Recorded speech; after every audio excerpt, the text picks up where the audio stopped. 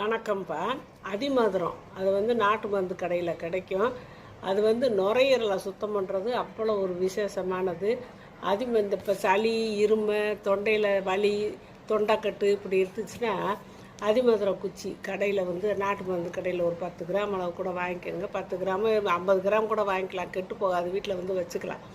வச்சுக்கிட்டு அதை குச்சி குச்சியாக தான் இருக்கும், இப்படி விட்டு விட்டு குச்சியாக இருக்கும். அதை நல்லா தட்டி ஒரு சிறு துண்டை வாயில் வச்சு நல்லா மென்று அந்த சாறு இனிப்பாக தான் இருக்கும்.